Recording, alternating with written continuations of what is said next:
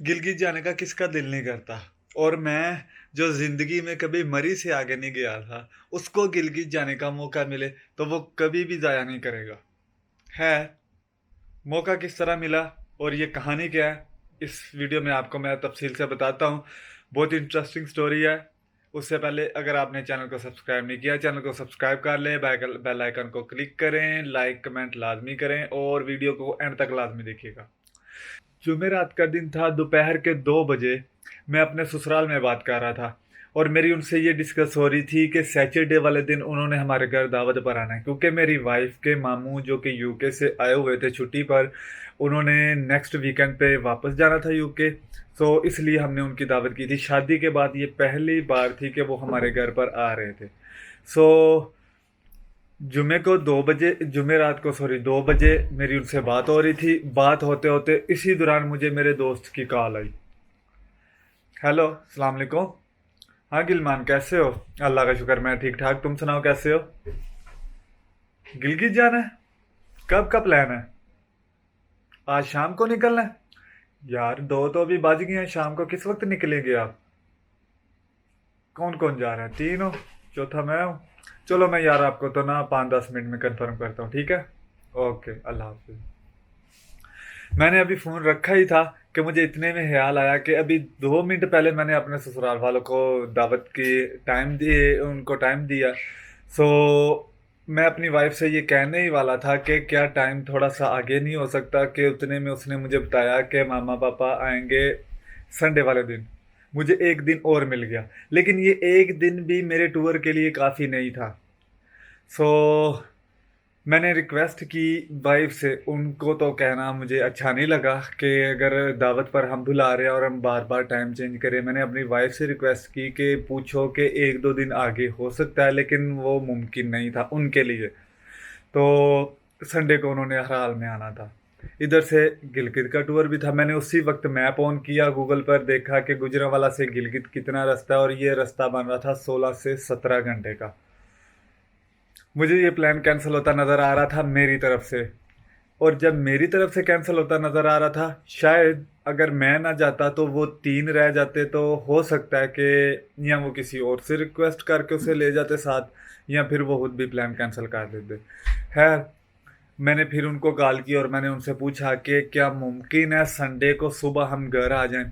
उन्होंने मुझे इस बात की यकीन दहानी करवाई, गिलमान ने, कि हमें भी काम है, हमने संडे को सुबह हर हाल में वापस आना है। तो इतने में डील डन हुई।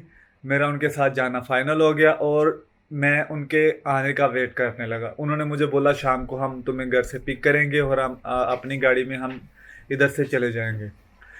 तो शाम का टाइम हुआ। वेट करते करते करते करते रात के 12 बज गए। मैंने उन्हें मैसेज किया, भाई मजाक था या क्या था, मुझे बता दो। 12 बज रहे हैं, जाना है कि नहीं जाना है? इतने में व्हाट्सएप ग्रुप में जो दूसरा लड़का था वो भी बोल रहा था, भाई मैंने सामान पैक किया हुआ है। उसने मुझे पैकिंग की पिक्चर भेज दी। फिर मुझे तसल्ली हुई कि वाकई उसको भी बोला हुआ है, वरना मुझे ये था मेरे साथ प्रैंक कर रहे हैं। सो 12:30 बजे वो मेरे घर आए। 12:30 बजे हम इधर से घर से निकले। जुम्मे का दिन शुरू हो चुका था 12:30 बजे रात को। अब जुम्मे के बाद हफ्ता और इतवार की सुबह हमने घर पे वापस आना था। मैंने उनसे पूछा हमारा किधर का प्लान है। उन्होंने बोला गिलगित की बजाय अब हम बाबूसर टाप तक जाएंगे। बाबूसर टाप तक का रास्ता देखा तो वो भी 14-15 घंटे बन रहा था। उधर से आगे 2-3 घंटे ही है गिलगित का। सो हम इधर से निकले हैं घर से बिना कहीं रुके। हम रात का वक्त था, रुकना भी कहीं नहीं था, सिर्फ नाश्ता किया हमने। जहाँ पर नाश्ता किया उधर ही एक मस्जिद थी, उधर से नमाज पढ़ी फजर की और सीधा हम नरान जाकर हमने ब्रेक लगाई। नरान हम पहुँचे जुम्मे को दिन को 12:30 बजे। उधर से हम 2 दिन से सोए नहीं थे, पूरी रात हम नहीं सोए थे। उधर से हमने बैग अपने रखे होटल में, रूम में।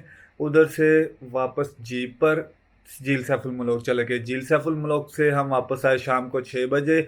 हमने खाना वगैरह खाया, होटल में गए, जाते ही सो गए। हमारा प्लान था अगले दिन सुबह फजर के टाइम उठ के 6 बजे तक हम होटल से चेकआउट करके निकल जाएं आगे बाबूसर टाप की तरफ, लेकिन हम अपने प्लान प्लान पर कामयाब ना हो सके। सुबह 8 बजे हमारी आंख खुली। तो बारी बारी हमने शावर लिया और उसके बाद हम 10 बजे होटल से वापस निकल गए बाबूसर टाप की तरफ। रास्ते में बहुत पॉइंट आए, राफ्टिंग आई, तो कुछ भी हमने नहीं किया। हम सीधा आगे बाबूसर टाप पर जाकर रुके, उधर हमने घंटा स्टे किया। उधर फिर एक छोटी सी मुसीबत खड़ी हो गई। उधर जाकर दोस्त ने बोला, गिलमान ने बोला कि हम इत्तेफाक से हम चारों पहली दफ़ा नारायण का गान गए थे और उधर से बाबूसर टाप। अब अपनी गाड़ी थी तो जहन था कि इधर से गिलगित की तरफ चल पड़े। मैंने उनसे बोला, भाई गिलगित मैं इधर से बस में बैठ के चला जाता हूँ, क्योंकि मैं नहीं चाहता मैं आप तीनों का टूर भी ख़राब करूँ। मुझे पता है रोज़ रोज़ इस जगह पर नहीं आया जाता। तो जहाँ पर हम आ गए हैं, इधर से वापस जाकर नेक्स्ट गिलगित के टूर के लिए कितना अरसा वेट करना पड़ेगा मुझे नहीं पता। तो मैं ऐसे करता हूँ, मैं इधर से बस पे बैठ के वापस चला जाता हूँ, आप इधर से गिलगित चले जाएं। वो मुझे वापस भेजने पर भी वो रजामंद नहीं थे कि बस पे चले जाओ। उनका यही ज़हन था कि मैं उनके साथ गिलगित जाऊं। मैंने दो चार दफ़ा बोला कि गिलगित नहीं जा सकता, उसके बाद मैंने फैसला उन पर छोड़ दिया। मैंने बोला ये ना हो कि मेरी वजह से आप सबका टूर भी खराब हो। तो जिस तरह आप कहते हैं उस तरह मैं कर लेता हूँ। अगर आप गिलगित जाएंगे मैं फिर भी आपसे गिला नहीं करूँगा, कोई बात नहीं, आप जाना चाहते हैं गिलगित आप चले जाएं। लेकिन मेरा जो ज़हन है ना, हम इधर से वापस चले जाए, क्योंकि हमारे पास विंटर के लिए कपड़े नहीं थे। हम टी शर्टें वगैरह पहन कर उधर गए हुए थे। हमें नहीं पता था कि उधर इतनी सर्दी होगी नारायण बाबूसर टाप पर, और उधर उधर से आगे गिलगित में सर्दी वो और ज़्यादा है। तो कुछ इस वजह से भी मैं उनको बोल रहा था कि हमारे पास कुछ पहनने को नहीं है, सर्दी में हम कितनी देर गाड़ी में ही बैठे रहेंगे। खैर, फिर उन्होंने ये डिसाइड किया कि अगर हम इधर से गिलगित जाते भी हैं तो हमें 2 से 3 दिन और चाहिए। तो अगर से सब 2 से 3 दिन की छुट्टी अपनी अपनी जॉब से अपने अपने काम से अगर हो सकती है तो इतना वक्फा हो सकता है, तो हम इधर से गिलगित चले जाते हैं, वरना हम वापस घर चले जाते हैं। तो फिर यही डिसाइड हुआ कि पहले ही 2-3 दिन लग गए हैं, क्योंकि हमारा इतना लंबा टूर का प्लान नहीं था। तो अब हम वापसी की तरफ चलते हैं। उधर से हम बाबूसर टाप से हम निकले वापस। हम सीधा बिना कहीं रुके शाम को 5-5:30 बजे शोगरा, फिर सीरी पाए उधर से होते हुए, फिर खाना खाया हमने, और रात को पूरी रात सफ़र करने के बाद सुबह 6 बजे मैं अपने दरवाजे पर बेल दे रहा था। इस पूरे दौरान जब मैं घर से निकला मेरी वाइफ मुझसे नाराज़ थी, क्योंकि उसको ये था कि मैं बहाना बनाकर बस घर से निकल रहा हूँ और मैंने वापस नहीं आना। और मेरे जहन में ये था कि मैं कुछ भी करूँ, मैं सोमवार की इतवार की सुबह घर लाजमी पहुँचूँ। तो उस जो प्लान हमने किया था उस प्लान पर हम पूरा उतरे और अल्हम्दुलिल्लाह हम वापस आए। अपने पूरे टूर की वीडियो मैंने अपने व्लॉग में अपने चैनल पर अपलोड की हुई है। अगर आपने वीडियोस नहीं देखी, आप वीडियोस लाजमी देखें। और नेक्स्ट टूर दुआ करें कुमराट वैली या फिर फेरी मेडोज, इन दोनों में से किसी एक का हो। और इसके बाद इंशाल्लाह जैसे ही मेरे 1 लाख सब्सक्राइबर पूरे होते हैं तो मेरा K2 बेस कैंप का टूर होगा, क्योंकि मुझे नॉर्दर्न एरिया और इधर से बलूचिस्तान, बाहर के मुल्कों की बजाय मुझे अपने पाकिस्तान में घूमने का ज़्यादा शौक़ है और मज़ा भी आता है।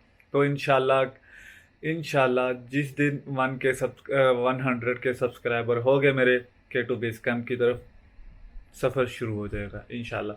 चैनल को सब्सक्राइब करें, कमेंट में अपनी राय का इजहार लाजमी दें और वीडियो को लाइक भी लाजमी करें। मिलते हैं अपनी नेक्स्ट वीडियो में। अल्लाह हाफिज़।